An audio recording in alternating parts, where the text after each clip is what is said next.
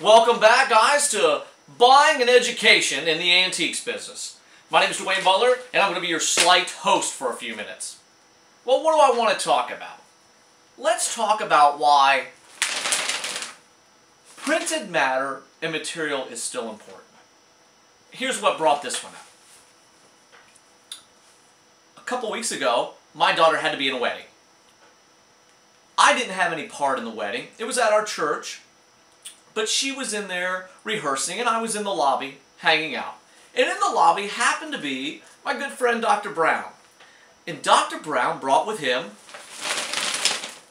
no, not a bunch of antique magazines, but a bunch of periodicals in the medical field.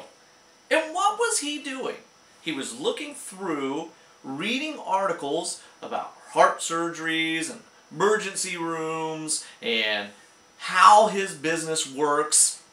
And they were all medical related, and they all had his name on them. Imagine that. He actually spent money on periodicals to make himself a wiser physician.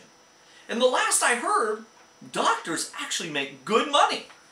So why would I want to imitate that, or why would you? Because maybe it would help you be much more valuable and make more money in this industry. Here's a perfect example. See this magazine? I buy this magazine for one article, and one article only. 12 months out of the year, I spend 20 bucks to read one article. The rest of it is just a bonus. I don't get to go through the rest of it all the time, but every time this magazine shows up in my box, I read that one article religiously. And you know what? It's made me more than that $20 1,000 times over. The place I work at as an auctioneer, they get these magazines, and I don't know if they subscribe to them or order them, but I know the guy that owns the place, he tries to go through as many of them as he can. Here's a Newtown B. I go in, grab these in stacks from him, he gets them once a week, and we go through them. You know, there's all your fine-end art, high-end art auctions in here. Here's all of your great shows, all of your East Coast pieces. You can just pull out nuggets of information. Louis Vuitton, you know, pieces of gold, Tiffany, Renoir, great museums that are opening, Americana shows. I mean, all kinds of things that maybe you won't get a chance to see, but if you ever do, you're going to be educated. Here's our local one, your Antique Week.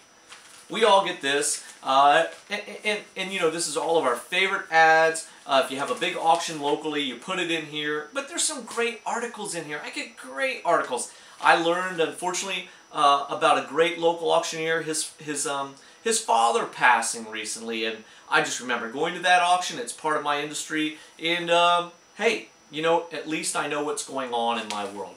But I subscribe to this. I pay for it. Here's a periodical that somebody gave me, an article on Harry Rinker, that they thought, wow, Dwayne, you need to read this. You're going to get a lot of information out of it. It's talking about the industry right now. It's talking about what's going on. I thought, okay, I'll go through that. Here's an IBJ, Local Business Journal. Local business.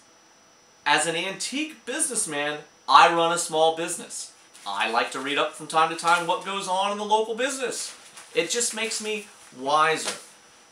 I pay money for those things, just like my good friend the doctor, so that maybe I'll be a wiser businessman, a smarter auctioneer, a better antique buyer.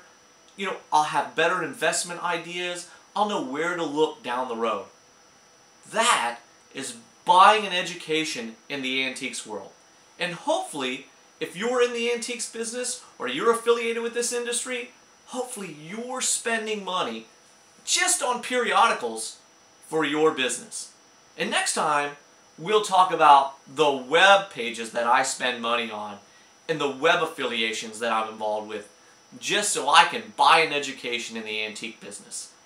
Till we meet again, guys, K. Saeed, keep a song in your heart.